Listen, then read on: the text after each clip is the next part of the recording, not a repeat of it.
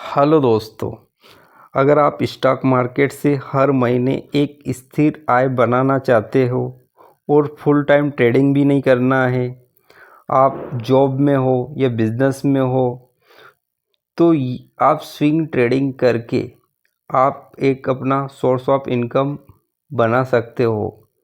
तो ये वीडियो बिल्कुल आप ही के लिए है जो लोग इन ज़्यादा स्ट्रेस नहीं लेना चाहते हैं स्टॉक मार्केट में, ज़्यादा जिन्हें रिस्क नहीं लेना है, उनके लिए ये वीडियो आज का बेस्ट है।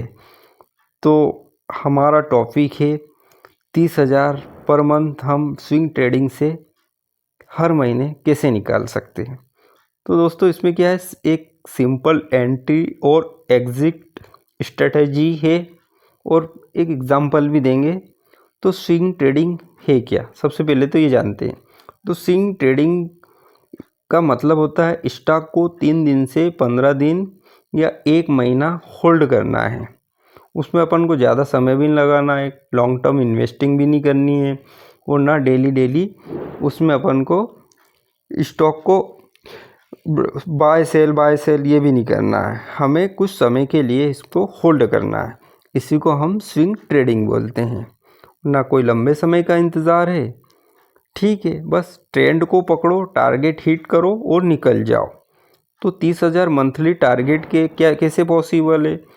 अगर आप स्विंग ट्रेड में सिर्फ 3 से 5% प्रॉफिट का टारगेट रखो और महीने में सिर्फ 3 से 4 अच्छे वाले ट्रेड अगर आपने ले लिए और 4 ट्रेड अगर मान लो लिए आपने और 7,500 पर ट्रेड आपने जनरेट किया, तो ये 30,000 पर मंथ तो आपका यहाँ पे हो गया। अब इसके लिए आपको कैपिटल की रिक्वायरमेंट कितनी होनी चाहिए? ये मिनिमम कैपिटल की रिक्वायरमेंट है 2 से 3 लाख के लगभग, और इससे प्लस हो तो बेहतरीन है। लेकिन स्ट्रैटेजी करेक्ट होनी चाहिए और डिसिप्लिन भी होना चाहिए। अंदाजे से आप बिल्कुल भी ट्रेड नहीं कर सकते इसमें दोस्तों। अब बेस्ट एंट्री स्ट्रेटजी है इसमें breakout plus pull back entry. अब इसमें क्या होता है कि इसके रूल से दोस्तों, स्टॉक 20 और 50 EMA ये है एक्सपोनेंशियल मूविंग एवरेज के ऊपर होना चाहिए। अब ये कुछ टेक्निक आपको याद होना चाहिए, इंडिकेटर कैसे लगाते हैं, तो ये तो कुछ बेसिक्स होना ही चाहिए। अब स्टॉक किसी इम्पोर्टेंट रेजिस्टेंस को ब्रेकआउट करे, ठीक है, अब ब्रेकआउट के बाद वापस पुल बैक आए और रेजिस्टेंस अब सपोर्ट बन जाता है। अब स्टॉक ने क्या किया, ब्रेकआउट के बाद वो वापस आया, अब रेजिस्टेंस अब सपोर्ट बन जाए, ये हो गया आपका रूल नंबर तीसरा। अब यहाँ पे आपको एंट्री कहाँ करनी है? एंट्री आपको बिल्कुल सपोर्ट के पास बुलिश कैंडल बनते ही एंट्री करना है।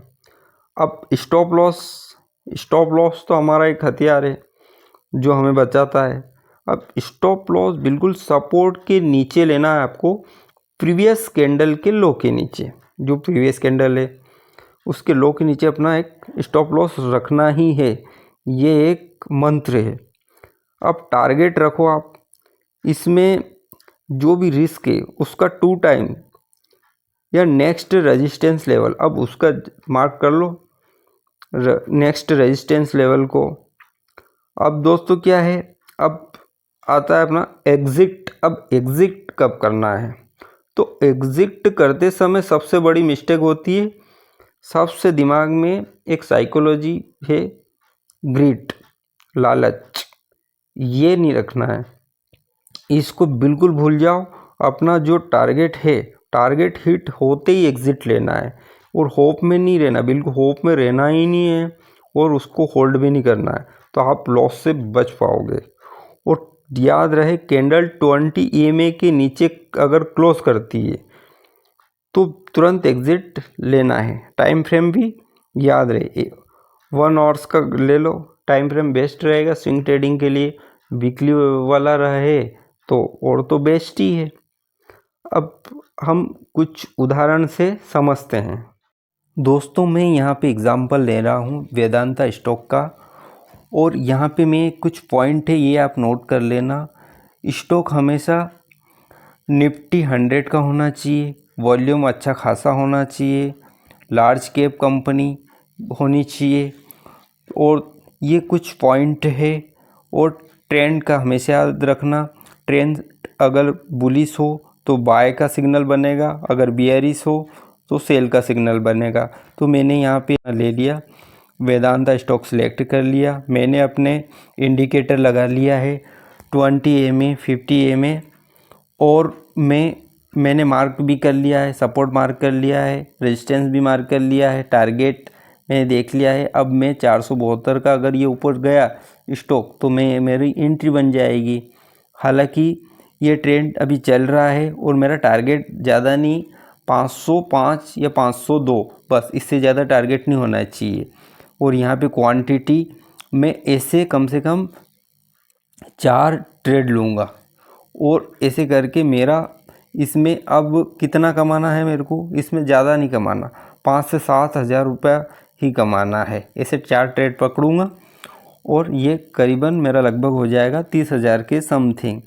तो ये एक एग्ज़ाम्पल है छोटा सा, आप इसको एक एजुकेशन पर्पज़ ही ये वीडियो को कंसीडर करें।